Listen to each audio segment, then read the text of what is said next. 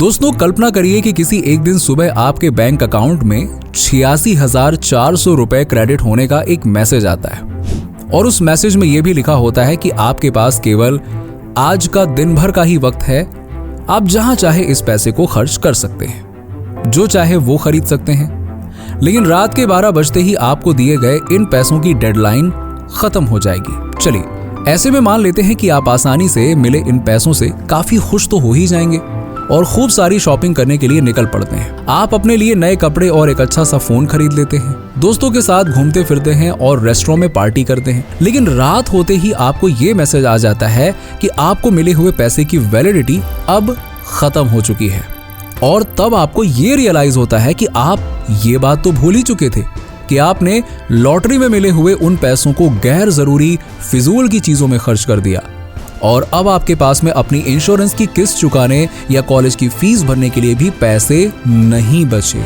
इसको लेके आपको काफी पछतावा भी होता है कि अरे ये तो हाथ से निकल गया, कितनी बढ़िया अपॉर्चुनिटी थी। लेकिन अब क्या, अब आप कुछ भी नहीं कर पाते। दोस्तों क्या आपको पता है कि लगभग कुछ ऐसा ही हमारे साथ हर रोज होता है।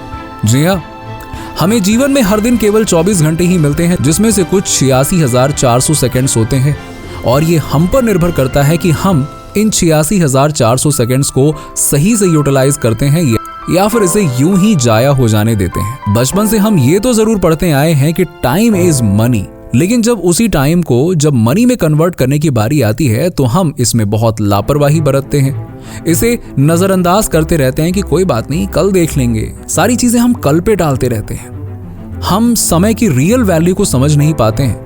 हम ये नहीं पहचान पाते हैं कि हमारे जीवन के बिताए हुए हर एक दिन में हमारे भविष्य को पूरी तरह से बदल कर रख देने की ताकत होती है। आज के इस वीडियो में हम टाइम मैनेजमेंट से जुड़ी हुई ऐसी ही महत्वपूर्ण बातों के बारे में जानने वाले हैं। साथ ही अंत में ये भी जानने वाले हैं कि आखिर कैसे बस कुछ सिंपल स्टेप्स का इस्तेमाल करके हम खुद को एक एक्सीलेंट टाइम कीपर बना सकते हैं और यही वो खूबी है जो हर एक सफल इंसान में होती है। तो वीडियो को पूरा एंड तक जरूर देखिएगा। एक बार की बात है, एक यूनिवर्सिटी के प्रोफेसर ने अपने स्टूडेंट को टाइम मैनेजमेंट स्किल सिखाने का मन बनाया।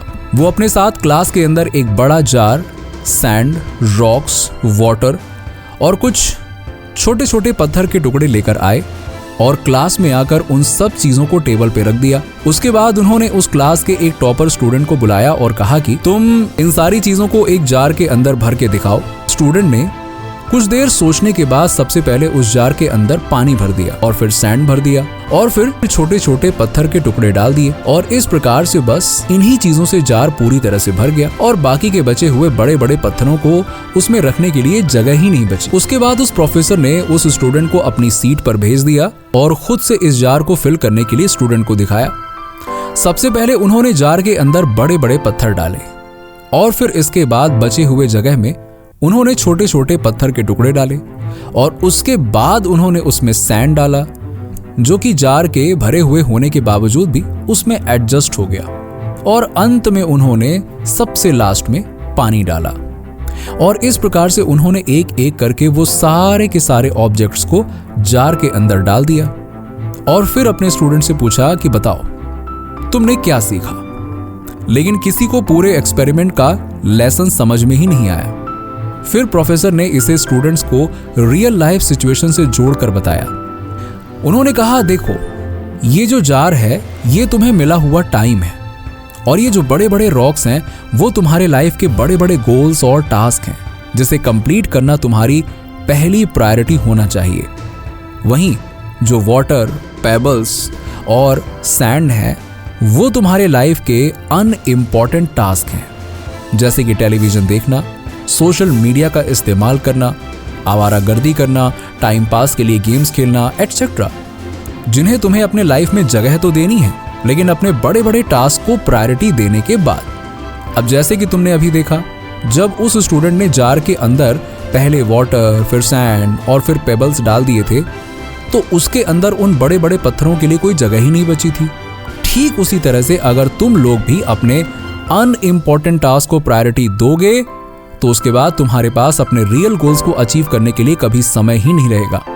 लेकिन अगर तुम लोग अपने इंपॉर्टेंट टास्क को पहले प्रायोरिटी दोगे और उसे जार में पहले डालोगे तो फिर उसके बाद तुम्हारे पास इनफ स्पेस बचेगा, या यूं कह लो कि इनफ टाइम बचेगा, जिससे कि तुम अपने बाकी के एक्टिविटीज को इसमें फिट कर सको। इतना सुनने के बाद स्टूडेंट्स को प्रोफेसर की बात समझ में आ गई और उन्होंने प्रोफेसर से प्रॉमिस किया कि अब वो अपने टाइम को इसी तरह से मैनेज करेंगे।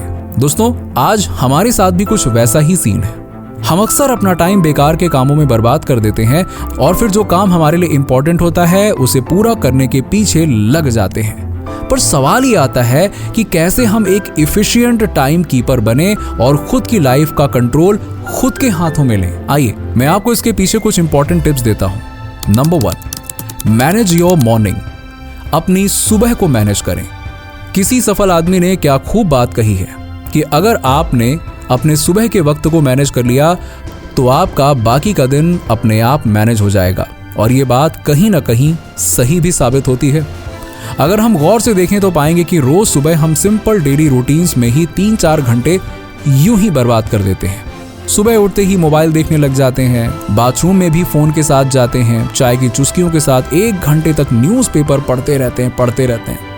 जबकि अगर हम चाहें तो सुबह के सभी जरूरी काम हम केवल 1 घंटे में ही खत्म कर सकते हैं और बचा हुआ समय कोई नई स्किल सीखने या कोई साइड जॉब करने में लगा सकते हैं।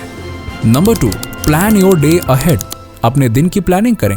टाइम मैनेजमेंट करने के लिए सबसे पहले हर सुबह अपने वर्क की प्रायोरिटी लिस्ट तैयार कर सकते हैं। इस लिस्ट में आप सबसे पहले उन कामों को लिखें जो कि आपके लिए इंपॉर्टेंट है और अर्जेंट है। उन कामों को आप सबसे पहले करने पे फोकस करें, गैर जरूरी कामों को सबसे आखिरी में लिखें। इसी के साथ ही अपने आप को रिमाइंड कराने के लिए कि आप अपने मोबाइल फोन में रिमाइंडर सेट कर सकते हैं, तो आपको आपका फोन आज का टास्क कंप्लीट करने की याद दिलाता रहे। नंबर 3, एलिमिनेट डिस्ट्रैक्शंस को हटाएं। आज के जमाने में सबसे बड़ा डिस्ट्रैक्शन हमारा फोन ही है, जो हर वक्त किसी न किसी अनवांटेड नोटिफिकेशन से हमारा फोकस डिस्ट्रैक्ट करता रहता है। और इसीलिए अगर आप चाहें तो अपने फोन को काम के वक्त पूरी तरह से म्यूट पर रख सकते हैं या फिर कुछ ऐसी सेटिंग्स कर सकते हैं जिससे कि आपको बस कुछ इंपॉर्टेंट नोटिफिकेशन जैसे कि ऑफिस के मेल्स और कॉल्स ही रिसीव हों। आजकल ऐसी बहुत सारी ऐप्स अवेलेबल हैं जिससे आप ये सारी की सारी चीजें कर सकते हैं जो आपके लिए काफी हेल्पफुल होंगी। नंबर 4, लर्न टू से नो। हमारे कल्चर में ऐसी कुछ धारणाएं बन गई हैं कि जब भी कोई हमारे पास बिना बताए या बिना किसी काम के आ जाता है या हमें कोई काम दे देता है तो हम आसानी से ऐसे लोगों को ना नहीं कह पाते। ऐसा लगता है कि हम बुरे बन जाएंगे, वो हमारे बारे में क्या सोचेगा। ऐसे लोग यूं ही किसी बात को लेकर हमारा टाइम वेस्ट करने आते हैं, आप ये समझिए ना। ऐसे में आप पोलाइटली उस शख्स को मना कर सकते हैं और ये कह सकते हैं कि वो आपसे काम खत्म होने के बाद मिले। आपको ना कहने की आदत डालनी होगी, क्योंकि आप एक ही समय में सबको खुश नहीं रख सकते हैं। आपको प्रायोरिटी देना होगा किसी को। और याद रखिए, ना कहना हमेशा बुरा नहीं होता है और कोई भी समझदार इंसान इसे कभी भी बुरा नहीं मानेगा। Number 5, review and reflect at the end of the day. अपने दिन को एनालाइज करें। पूरे दिन अपने गोल्स और टास्क कंप्लीट करने के बाद दिन के अंत में कुछ समय अपने दिन को एक्सेस करने के लिए निकालें, जिसमें आप ये एनालाइज करें कि आज आपने अपने सेट किए गए टास्क को कंप्लीट किया या फिर नहीं, कहां पर आपका फोकस भटका और कहां पर आपको नेक्स्ट डे इंप्रूवमेंट लाने की जरूरत है। इतना करने के बाद आज के सारे छोटे बड़े अचीवमेंट्स के लिए खुद को रिवॉर्ड करना ना भूलें। रिवॉर्ड तो मिलना चाहिए ना, आपने इतनी मेहनत कर ली है। इससे आपको अपने रूटीन को लगातार फॉलो करने की मोटिवेशन मिलेगी। तो ये थे वो कुछ टिप्स जिन्हें फॉलो करके आप अपने समय को बर्बाद होने से बचा सकते हैं और अपने टाइम को बेहतरीन तरीके से मैनेज कर सकते हैं। एक बार जब आप अपने रूटीन को फॉलो करने लग जाते हैं ना, तो यकीन मानिए ये आपकी हैबिट बन जाता है और अच्छी हैबिट से ही हमें जीवन में बड़े लक्ष्य हासिल होते हैं। तो आज की वीडियो में बस इतना ही। मिलते हैं आपसे अगली वीडियो में ऐसे ही किसी टॉपिक के साथ। तब तक के लिए हंसते रहिए, मुस्कुराते रहिए और अपने गोल्स अचीव करते रहिए। वीडियो अगर अच्छा लगा हो तो इसे लाइक करें और चैनल को सब्सक्राइब करना ना भूलें। मिलते हैं आपसे अगली वीडियो में। धन्यवाद।